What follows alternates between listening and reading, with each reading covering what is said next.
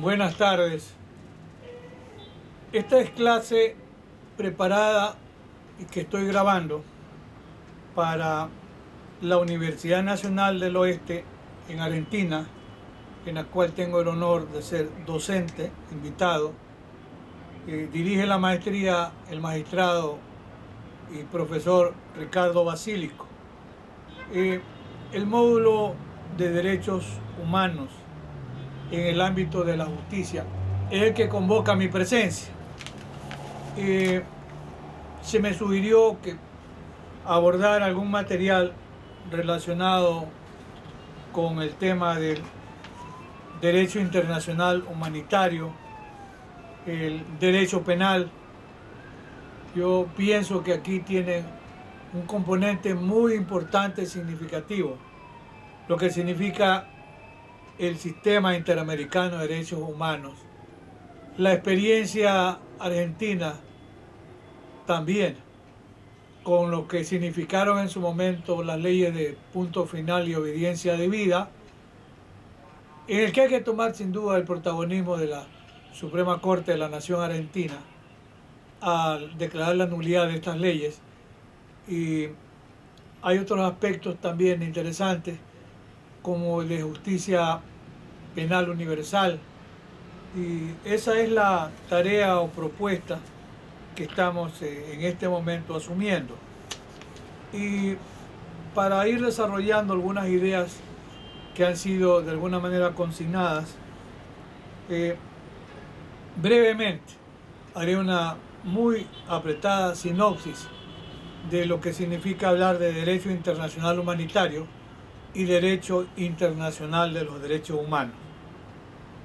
La finalidad tanto del derecho internacional humanitario, podemos llamarlo DIH, como del derecho internacional de los derechos humanos, DIDH, es proteger la vida, la salud y la dignidad de las personas, pero desde puntos de vista diferentes, utópicas diferentes.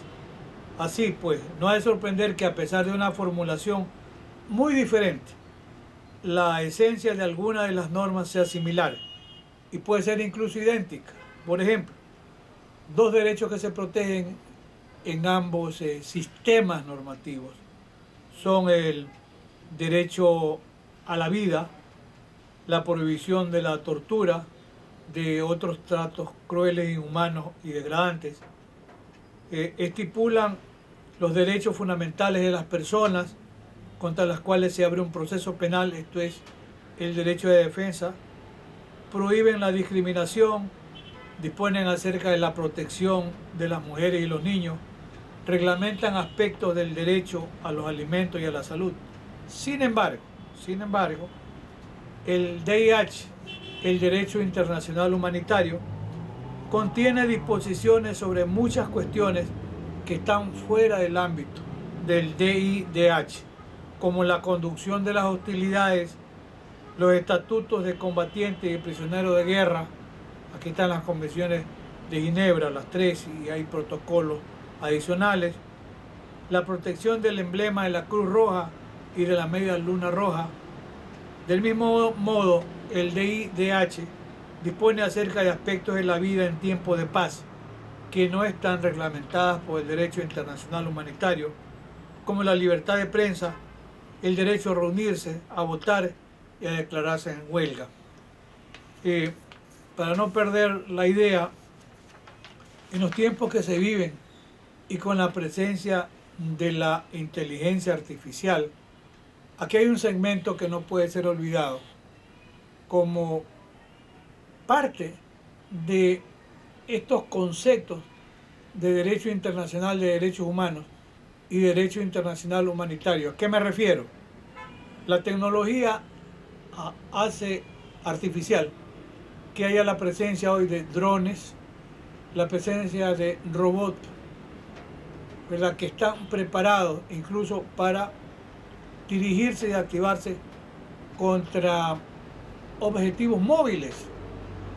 Pero ¿puede un dron o tiene capacidad un robot que está diseñado, ambos, para para prepararse y disparar contra objetivos móviles, no tienen esa capacidad. Y por eso es una situación de altísimo riesgo, incluso en las confrontaciones armadas o en casos de guerra en que pueden ser ciudadanos civiles, mujeres, ancianos y niños, víctimas de qué? De la utilización de estos drones a propósito de una guerra convencional o no, y la imposibilidad de que pueda un robot que está preparado para disparar diferenciar que se trata de un niño, de un anciano, de una mujer o realmente de en este caso, de un combatiente armado al que deba, entre comillas, eliminarse. No es sencillo, pero es uno de los temas que hoy ya se están planteando y discutiendo en la línea de tratar de evitar la utilización de estos instrumentos tecnológicos modernos en la guerra que se libra en estos días, en diferentes escenarios. Pero el tema de hablar de la protección de los derechos humanos, de los derechos de las víctimas, no arranca de hoy. Habría que pensar que después del Holocausto judío, después de lo que significó el nacionalsocialismo alemán, nacen los tribunales de guerra o para sancionar crímenes de guerra, para hablar con propiedad, que son los tribunales de Nuremberg y de Tokio, o de Tokio, de la posguerra. Ha habido discusiones en el tema. Yo recuerdo, incluso en las expresiones del profesor Jiménez de Azúa, él desarrolla magistralmente en su tratado, el de 7 volúmenes, lo importante que resultaba que se pudiese aplicar un principio de justicia penal universal para evitar la impunidad, ¿no? Y las influencias que puedan haber en determinados tribunales que dependan de una determinada circunscripción territorial. No obstante, si revisamos, por ejemplo, el Tribunal de Nuremberg, sí, juzgó actos de guerra, crímenes que hoy podrían ser considerados como crímenes de lesa humanidad, contra la humanidad, en el Holocausto, sin duda. Pero los tribunales de Nuremberg, ¿cuándo fueron, y de Tokio, cuándo fueron constituidos? En la posguerra. ¿Qué significa esto? Aquel predicado o principio de que debe haber un tribunal previamente determinado, no solo eso, el principio de legalidad de reserva de ley, que deba alguien ser juzgado por actos que estén previstos previamente como infracción y por tribunales previamente constituidos. ¿Para qué? Para evitar tribunales con dedicatoria o un régimen punitivo arbitrario y abusivo que cree delitos. Pero claro, el asesinato y las formas como se va haciendo luego cumplido bajo el exterminio masivo, sin duda siempre fue delito el asesinato, pero no había tribunales creados para juzgar estos que pueden haberse llamado crímenes de guerra. Entonces, ahí el cuestionamiento que se hizo es que, bueno, se crearon tribunales especiales, sí, tribunales de excepción, sí, pero yo diría que el consenso universal se terminó dando legitimidad a tribunales creados excepcionalmente para juzgar hechos que habían ocurrido antes. O sea, incluso el principio de la irretroactividad de la ley podría ser cuestionado también aquí, y el principio de no crear tribunales de excepción también. Pero se trataba sin duda de delitos de lesa humanidad, y la humanidad terminó legitimando los juicios de Nuremberg y de Tokio. Alguna vez, en un encuentro en México, cuando se hizo cuestionamiento a estos tribunales de excepción, un notable jurista y académico como era el profesor Juan Bustos Ramírez nacido en Chile, formado en Alemania, con su permanencia académica mucho tiempo también en España, y luego retorna a Chile. Y cuando se hizo cuestionamiento a este sistema de justicia, no solo penal universal, sino la creación de tribunales especiales, el gran Juan Bustos Ramírez, uno de los penalistas críticos más importantes de la región y del mundo hispanoparlante, dijo lo siguiente: estaba legitimada la presencia de tribunales especiales y se podía aplicar el marco normativo existente que sancionaba los delitos de asesinato. Y la imprescriptibilidad, que es otro tema importante, también está legitimada. ¿Cuál era el argumento de ese extraordinario jurista como era Juan Bustos Ramírez? El siguiente. Decía, es la única manera como los genocidas van a saber que su conducta jamás será impune. Entonces decía, está bien tribunales especiales, está bien el concepto de justicia penal universal y está bien la imprescriptibilidad de los delitos y de las penas. De paso, y luego puedo olvidarme el dato, Ecuador tiene ciertos delitos contra la administración pública, que es la Constitución de 1998 y la del año 2008, son considerados imprescriptibles y permiten el juzgamiento en ausencia, peculado, cohecho, concusión y enriquecimiento ilícito. Tal vez se creyó que era una manera de combatir la impunidad y de combatir la corrupción. No se ha conseguido ni lo uno ni lo otro, pero allí están. En Argentina, en el año 1986, el presidente Raúl Alfonsín da paso a la legitimidad de las leyes de punto final y de obediencia debida. ¿Qué significaban estas leyes? De manera muy resumida. La ley de punto final decía, para pacificar el país y para mantener la democracia, no hay más procesos penales. Los que hay hasta hoy deben concluir. Y la ley de obediencia debida se utilizó como un argumento para decir, los mandos inferiores hacían lo que exigían los mandos superiores. Había una suerte de causa de inculpabilidad, yo agregaría, por no exigibilidad de otro comportamiento, y así se construye la legitimidad de la ley de obediencia debida. Claro, en el desarrollo doctrinario nosotros estudiamos y decimos también, el inferior tiene el derecho y la obligación de repulsar una orden ilegítima, aunque constituye la comisión de un delito que le hace el superior. Está obligado a replicarla y a no cumplirla. Claro, si estamos pensando en Alemania nazi, si el coronel de la Gestapo, el SS, le decía al capitán, dispare a estas 4, 5, 8 personas que están allí, ¿verdad?, en total indefensión. ¿Qué pasaba si el capitán no cumplía la orden que le daba el coronel de la SS o cualquier órgano de seguridad en Alemania nazi? Pues el coronel levantaba el arma y lo ejecutaba el capitán. De manera que si luego llamaba a un mayor o a un teniente, ese iba a cumplir con la orden del capitán. Claro, esas eran las realidades. Se hicieron cuestionamientos del sector, algún sector académico, no todo, con respecto a la decisión de un gran presidente como fue el presidente Raúl Alfonsín. Yo recuerdo en una reunión en el ILA-9 Naciones Unidas, estaba Raúl Zaffaroni, de esto debió haber sido por el año 2002 o 2003, cuando yo le pregunté a Raúl y le dije, por el afecto y cariño que le tengo, me preocupa esta ley de punto final y de obediencia debida, y por los efectos o consecuencias en el tema de impunidad.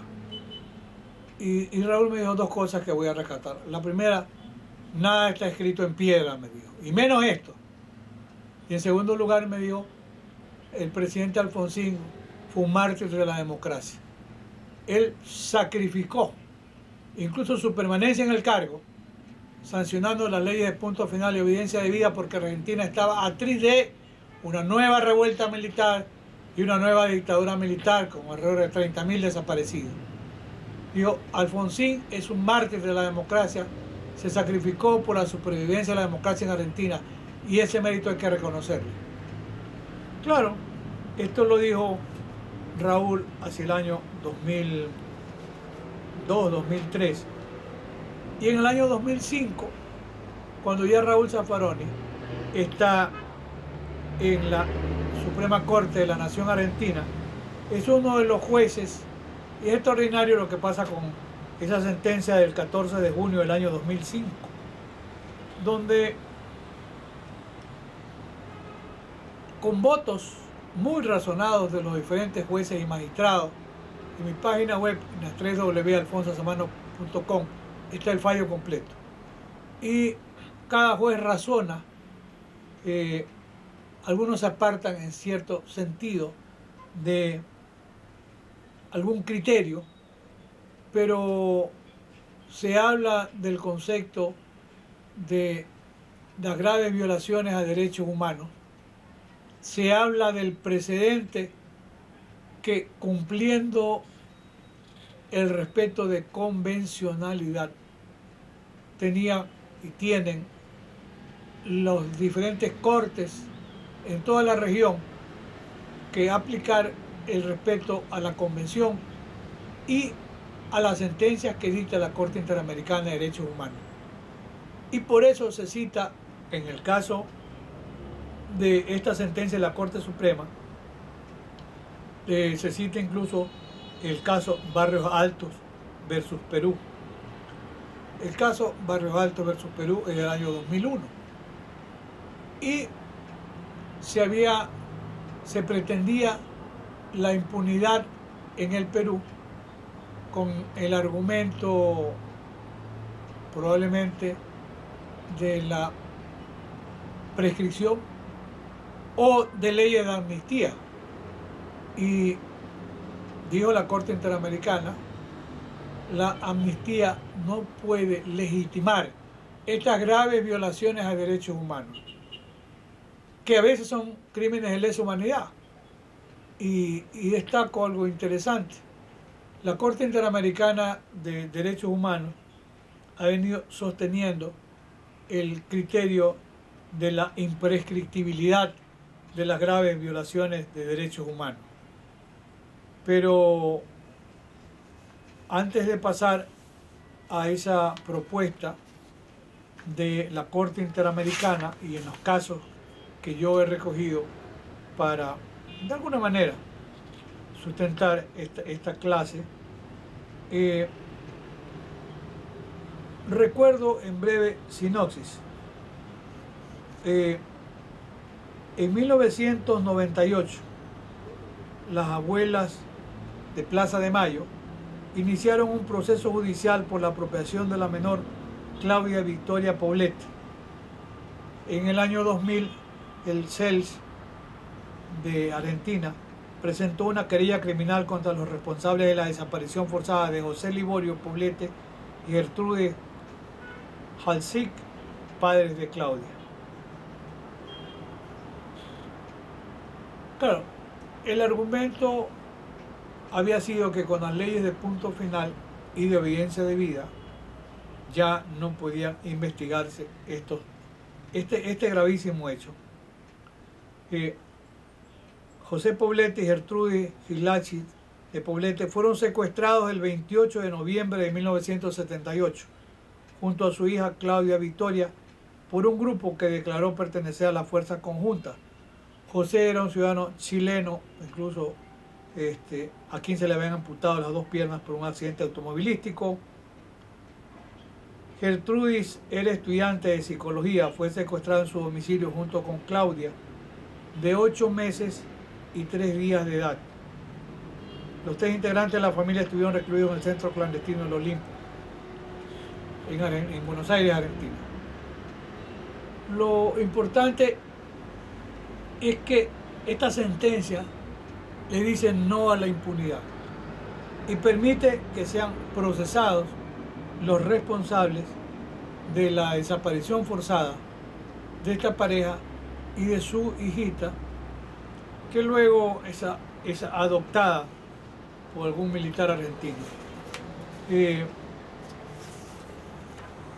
En su momento podemos apreciar incluso que hay una situación dramática,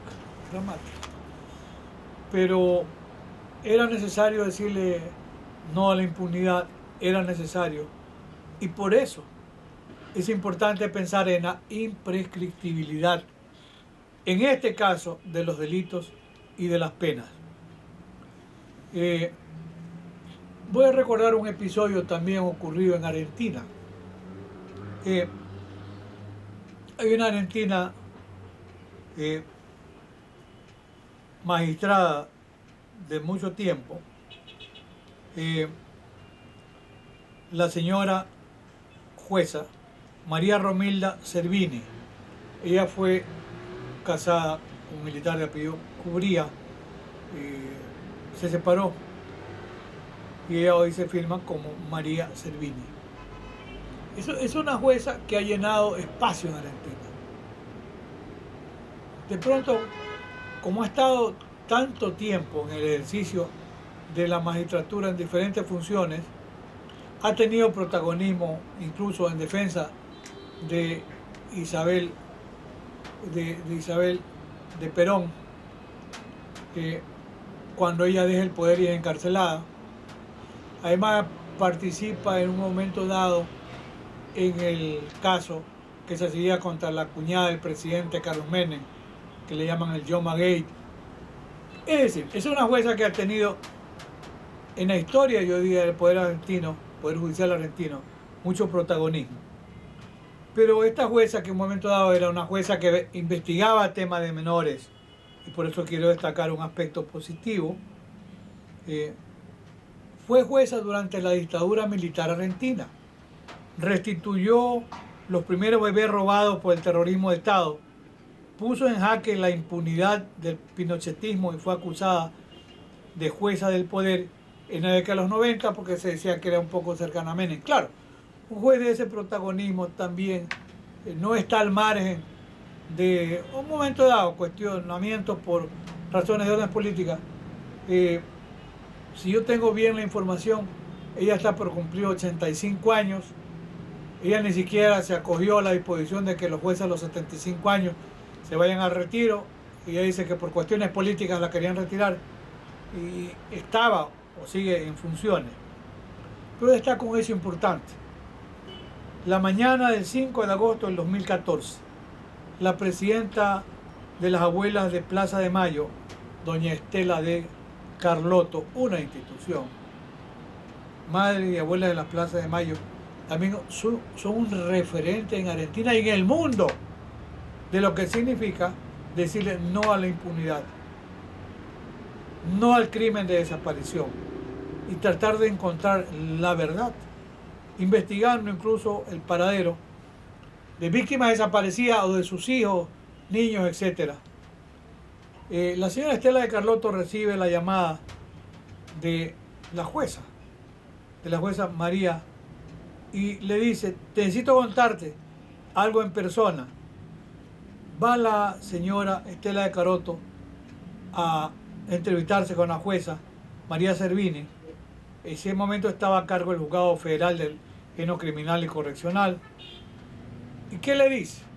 Te tengo una buena noticia, porque gracias al trabajo de investigación hemos encontrado a tu nieto. Ya lo encontramos a tu nieto. Es en realidad un tema dramático, porque después de decenas de años se puede encontrar al nieto de la señora Estela de Carlotto. La jueza le mostró el legajo, las copias de los análisis de ADN y la foto de su nieto, a quien buscaba desde el año 1978, cuando un grupo de militares secuestró a su hija Laura embarazada. Aquel expediente del año 2014 le ponía punto final a 36 años de una tortuosa y dolorosa búsqueda. Y por eso destaco lo positivo de la presencia de esta jueza. Puede ser controversial y controvertida en muchos aspectos, pero ella también investigó los crímenes del franquismo contra ciudadanos argentinos. Claro, aplicando el concepto de justicia penal universal, al que luego le podemos dedicar algunas líneas más. Tuvo una suerte de aliado que fue el juez Baltasar Garzón, que le proporcionó información y de alguna forma esto le permitió a la jueza ya mencionada adelantar investigaciones. Ella pidió incluso que se cumpliera con procedimientos de extradición, que eso no se han cumplido. Pero si nosotros le damos la vuelta a la actuación de la justicia penal universal, el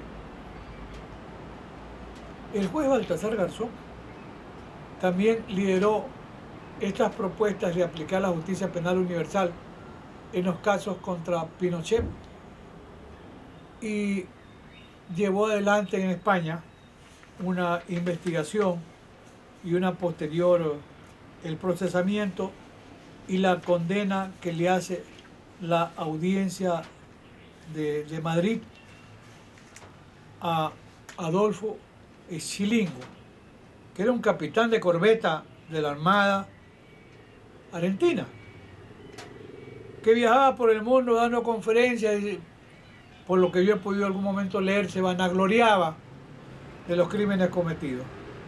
Si no era cita textual, pero bueno, era una figura.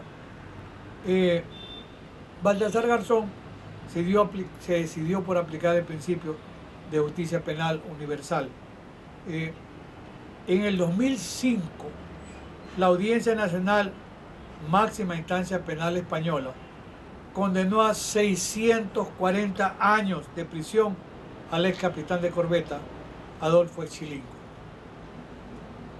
Sí, puede ser discutible, pero ese concepto de la justicia penal universal es un concepto que merece ser discutido, incluso en los tiempos que se viven. La Corte Interamericana de Derechos Humanos, que si se aplica correctamente el respeto al principio de convencionalidad, que es respetar no solo lo que dice la Convención, sino también las sentencias de la Corte Interamericana de Derechos Humanos. En ese orden de ideas, la Corte Interamericana de Derechos Humanos, en el año 1998, se pronuncia en el caso de la profesora Consuelo Benavides versus Ecuador. La profesora Consuelo Benavides desaparece en 1984.